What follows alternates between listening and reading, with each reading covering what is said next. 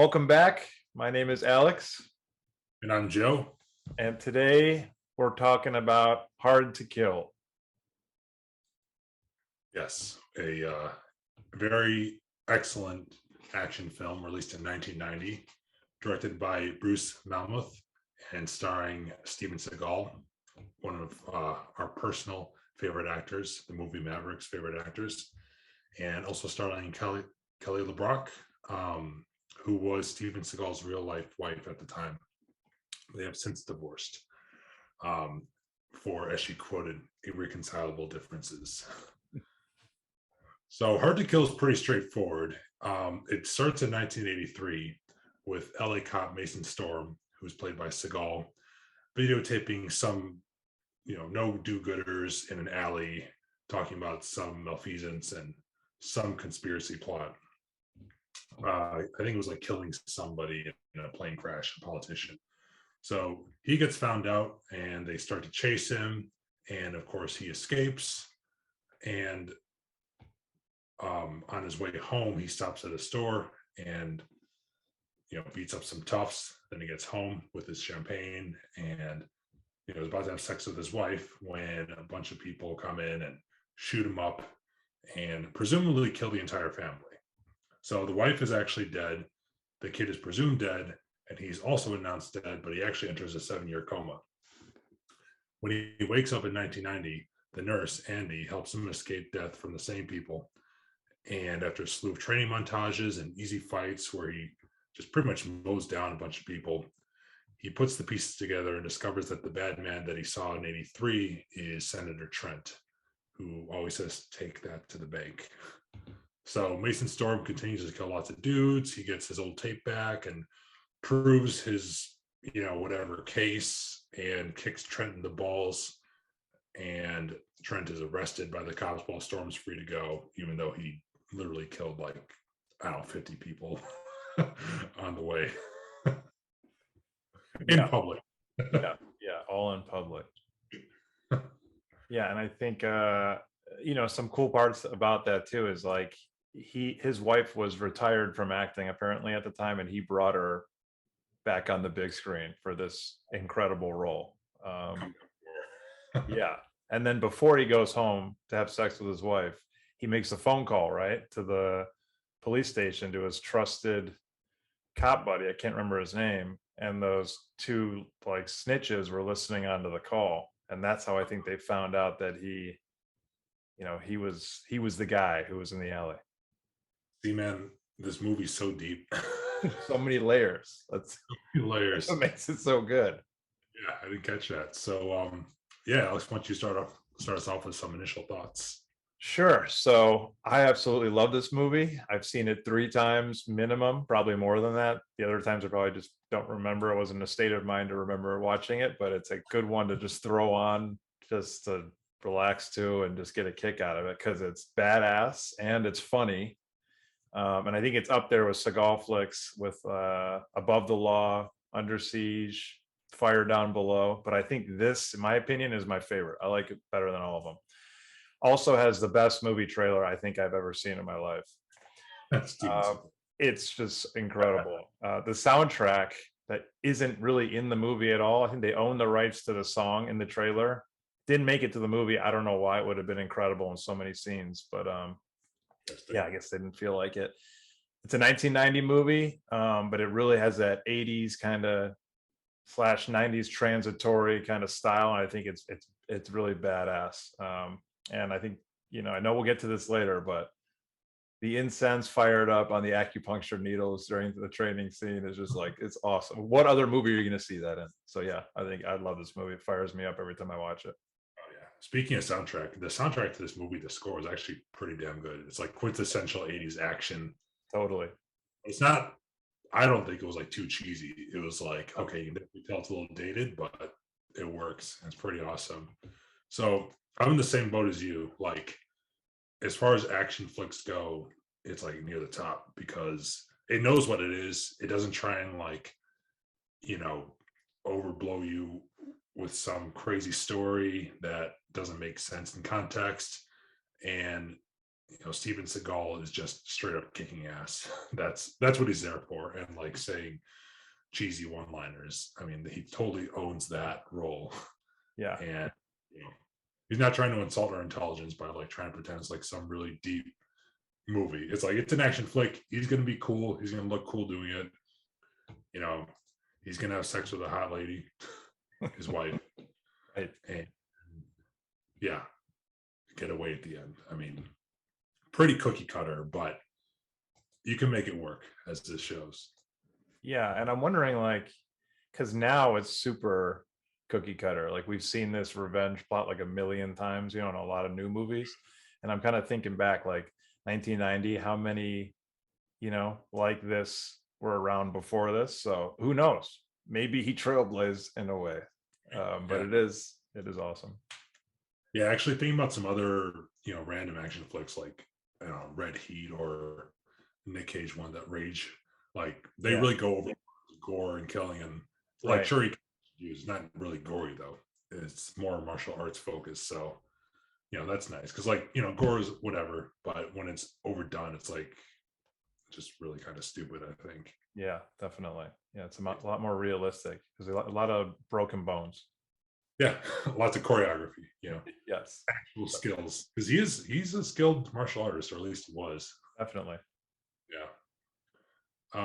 So moving forward to overarching themes with this movie, it's a tough one. I mean, like I said, it's not too deep, but I think it's kind of a meta theme about not taking yourself too seriously and just kind of owning who you are, and just doing it shamelessly. It's kind of funny. I don't know if this was on purpose. I mean, knowing Seagal, it probably was. But at the beginning, when he goes into that liquor store, the clerk is like, Seagal asks him, why aren't you watching the Oscars? It's like, the Oscars? I hate the Oscars. So kind of like starting off the movie with like, I don't give a fuck about awards, Right. Yeah, this isn't going to win any awards. Right. the industry or whatever. Yep. And in some other action flicks, you know, they're going to get away at the end. They're going to win and all that stuff. So Seagal doesn't even mess with the idea of like him being beaten down or like in trouble or like, oh, is he going to get away or building tension? Is like, no, I'm going to be fine. So he just kicks ass and doesn't even get hit. Really, he gets hit like one time um, in Chinatown. But otherwise, he's like completely toying with everybody, like going on his knees, like putting his hands behind his back, saying, "Oh, let me make it easier for you." Right. Still Right. kicks ass. Like he's just like having fun with it, and I think it's pretty cool. Like just own who you are and have fun with it, and be badass in the process. Totally. Yeah, there's a really, those are like, I think, underlying too, like the things you pointed out. It's like in your face, but at the same time, a lot of that is shown through like the scenes with like no words or anything like that. He's just a badass having fun, and he gets the job done. So I Yeah, think, some other things at play. It's like a revenge flick, right? We talked about that. He's the lone cop, like the do-gooder, kind of like the Frank Serpico in a way. yeah, yeah, And and every other cop except for two in the movie are corrupt. yeah. All the other ones work for the politician, right? And the non-corrupt one was killed in the beginning, and then the other one was killed later on. So he's like the lone Serpico.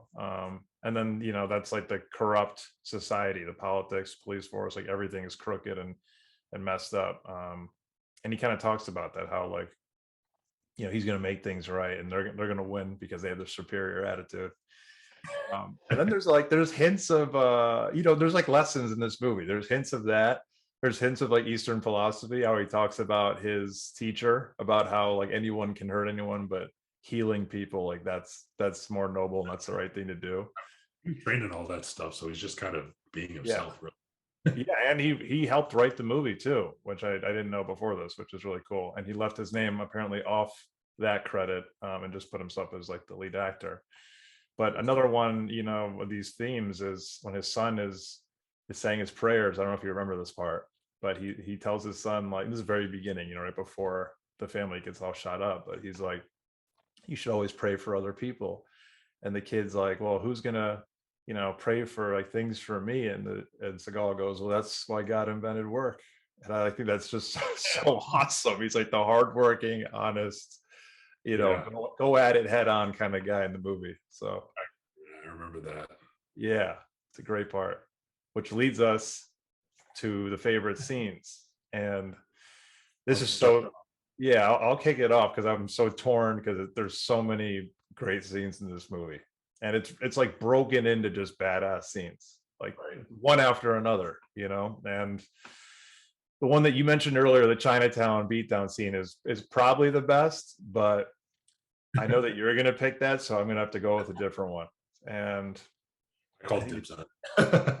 the training scene, that's awesome, gearing up for the fight.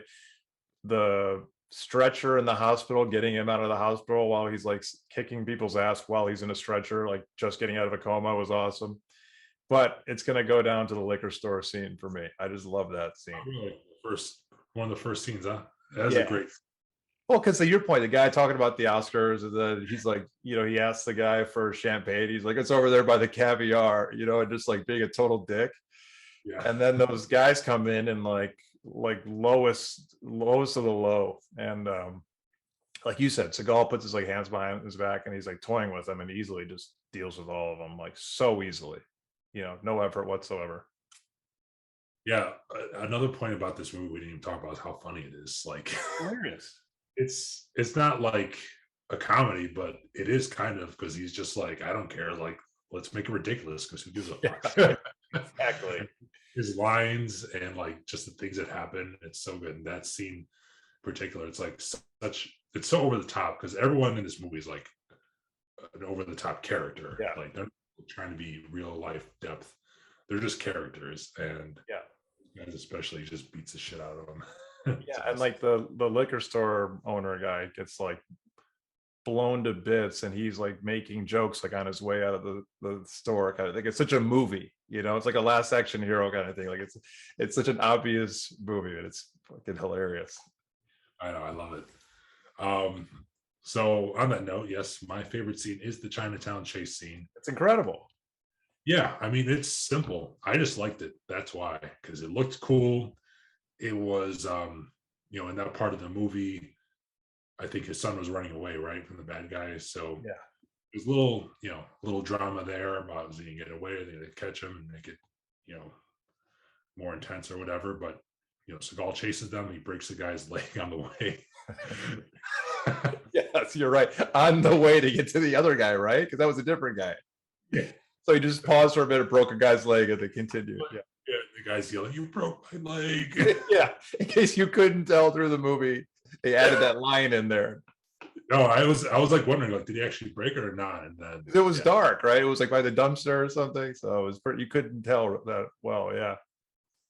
So anyways, he gets down and meets up with Quintero, and that's like probably one of the bigger like one-on-one fights, maybe the only actual one-on-one fight in the movie. That's like extended, and it's just really well choreographed and cool. And like he does Aikido, he actually gets hit in that scene. I watched it again, and I'm like, oh, he get hit, and then it doesn't phase him like once bit. He just beats the crap out of him after that. And what I thought was kind of hilarious too, Quintana takes or Quintero takes a cleaver, and usually in other movies, you're like, oh shit, like he's gonna swipe at him and like Seagal's gonna dodge it. But like Seagal just does like one move and like knocks out his hand right away. It doesn't even become a thing. It's like it's just completely not caring about what you're supposed to do in an action film. Right. Like it served no purpose whatsoever. And then what was hilarious to me near the end of the scene, he's walking towards Quintero to give the final blow, and his son comes up, he like rubs him on the head and like gives him an attaboy, and it's like really sentimental. And he goes to Quintero and just snaps his neck right there in front of him. It's like a 1 second pause kind of thing. Goes, has a real special moment with his boy on the way to killing this guy. Right in front of all these people. Yeah. Yep. And then throws the mask on him, right? Throws a giant mask on him. Yeah. Big Chinese opera mask on top of him. And then And then his last line when he's leaving is like, "I got one more takeout order." And they trash that guy's food truck or whatever that is. They absolutely trash it. That little food stand. Yeah, yeah, Yeah, and he's totally. the guy's yelling in the background the whole time, and yeah, it's an amazing scene.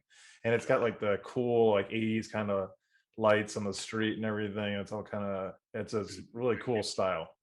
It's like if you were to show someone one scene from an '80s movie that's an action sequence, I think you should show that one. It's got Yeah, it all. it's awesome. Totally. So on that note, you have a favorite quote? Yeah, I think I've told you this one before. I think it's just so awesome when he's talking to his pal at the compound dojo area. Right after the training is kind of complete, and the guy gives him his gun, and they're talking, catching up, and he's talking about how they're going to win this time. And he's like, "We're outgunned and undermanned, but you know something? We're going to win. You know why? Superior attitude, superior state of mind." I never caught that. I think the first two times watching it, and then I was like, "Man, that's another that like badass, you know, Eastern Yeah, philosophy kind of thing, right? Like will it into existence. They're the better people. They're going at it. They're gonna win." So I thought that was a kick-ass quote. it's great. Another thing I like about Seagal is how straightforward he is with those Yeah, lines. It's like superior attitude, superior state of mind. I mean, it's simple, but it's very powerful. totally. So my favorite quote is kind of more on the funny side, and it's it's kind of a funny scene too, where he's sitting in that room, his bedroom by himself, and he's having the internal monologue trying to figure out who the bad guy was because O'Malley like just said, think about any catchphrases, who it might be, and they just repeat, take that to the bank like 3 times, and he turns to the blank TV alone in his room and it says, "I'm going to take you to the bank, Senator Trent, to the blood bank." It's so cheap. It's so cheesy, but like he knew what he was doing, and it's just hilarious. And his delivery on it too is just it's just perfect. It's It's awesome. perfect. Whispers it, but like has the glare. And then if you look at the scene as a whole, like from the outside, it's just a guy sitting alone in a room. And then out of nowhere, he turns to a blank TV and says that line. And then just goes back to sitting Yeah, down. delivers it perfectly. And then just goes back into thought before some other guys come to, kill him or whatever. So Yep. I think it's just a very memorable line. I mean, not really deep in any way, just hilarious. Just fun. Like I would say 95% of the movie is like that. And then the 5% is that like superior state of mind talk. But it's like peppered in there, the deep stuff, like very rarely, just enough where you're like, okay, there is some like meaning behind all this. Yeah, it's awesome. And his actual moves they're good. Like Oh, they're for incredible. Yeah, and it's so effortless. He literally like you were talking about how it's kind of a comedy at times. Some of those scenes where he's beating their ass and he's like not even like his body doesn't move, but like his arm or hand will just go extend and just snap one of their limbs. Like it's hilarious. It just his face doesn't change, nothing changes, and he's just like dropping, these guys one after another. breaks bones so easily. Yeah, So it's incredible. yeah. So I think we're ready. Are we ready for the score? So I'll start off. Is it a Start good it movie? off. Watchability? I give it an 8. I mean, you can watch it and you don't have to try too hard. You can either sit down and just watch it at a night alone, or you can throw it on in the background, and it works either way, I think. Yeah, I gave it an 8 too. I love this movie. I can watch it at any time, day or night, any day of the week. It's a great movie. Perfect. Next score is artistic enjoyment slash entertainment. Now I gave it a 7 here, which might seem a little high. I mean, it's not going to win any Oscars, but I think because they owned that, shitty action movie vibe so, you know, just so well, I think that bumps it up because, art doesn't have to be like one thing. It doesn't have to be deep or like an Oscar winner type. It can be it's art because I say it is, and I'm making it how I want to, and it's an expression of myself. And I think Seagal does that with Hard to Kill. And you're right. I gave it a 5, but you're right. It is incredible. There's just a few others in this genre that I think did it a little better. I think Commando is one of them. It's super similar, and I think it's a little bit more artistic in a few ways. But you're right, though. It owns it, kicks ass at it. But it's definitely not winning any cinematography awards or anything like that. He hates the Oscars. Yeah. All right, date night score. I mean, this is a tough one. I mean, I think no matter what, though, it'll be fun. So I gave it a 7. I gave it a 7 too. I think if your date is gonna like it below a 7, then she shouldn't be your date. I think it's a good litmus test, right? Exactly. Well, yeah, she might be bored, Right. but she won't look at you and be like, "Why the fuck are we watching this?" She's like, "Oh, Right. this." Yeah, you're gonna want to hear like, wait, why is this happening? It's like, okay, that's a good question, because a lot of this you kind of have to pause and be like, wait, what the hell is happening in this movie again? And it all comes down to the revenge. It's so simple, but yeah. But the story's a little deeper. Like you mentioned that thing I didn't catch on, and Yeah. his son actually survive and being brought up by O'Malley, and Yep. then like someone's mother. I don't know, all the old woman that they. Oh yeah. Yeah. That's O'Malley's mother. Yeah. So there's some. You're right. That's a whole subplot, right?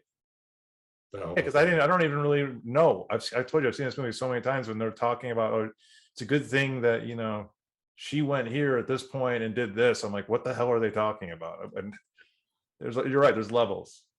this movie had one flaw. It's they didn't develop some of the other characters, like Senator. I mean, I totally don't even know who he is until the end, and then you're like, oh yeah, I guess I kind of know this guy. Yeah, and how about the friend where she goes, his wife, or not the wife in the movie, but in real life, the lady who takes care of him, I can't remember her name. When she goes to visit her, yeah, she goes to visit her friend, and they're like, oh yeah, she's dead, and you look like the person. I'm like, when was she killed? Yeah. When were we ever introduced to her? So yeah, it's got some holes. Yeah, a few, minor holes. You can overlook that for sure. Yeah, so averaging out all the scores, the overall score is a 7, which is the highest movie we've done to date, and I think it definitely deserves it. Oh yeah, Higher than the tragedy of Macbeth, huh? way better than Bill Shakespeare. Yep. Sorry, Bill. Yeah. Better than Cage too. Better than the Nick Cage movie we did, but there's more to come on that. That one was good. Not one of his best though. Yeah. But this is one of Steven Seagal's greatest movies, so I'm glad. Totally. 7. Yeah. Yeah. Could probably even go a little higher. I think 7's being conservative. True. And it's not like we're doing a rating overall of the movie. There are some factors that we take into account. Absolutely. So yeah, I think that's it. Any final thoughts? Yeah, actually, one thought for you. I forgot to tell you this. I did a final count of all the broken bones in the movie. Here, we have 1 ankle broken, 1 broken wrist, 3 broken arms, 1 broken leg, and 2 broken necks, for a total of 8 broken bones. Wow. Total. Yeah. So. And none of them were Seagal's. They were all his enemies, right? Yeah, he doesn't even get touched. I mean, he's toying with them. There's one time in the street fight he gets touched, and then the shotgun shot, right? And that's it. Yeah, I mean, him getting shot in the beginning. That's it. And then he goes ahead and he breaks 8 different bones of other people. Even when he's in traction in the hospital bed, he doesn't get hit. That's the best. Awesome. Cool. Yeah. Well, I think we're done. Yeah, that was a good one. Definitely. Mavericks out. Awesome.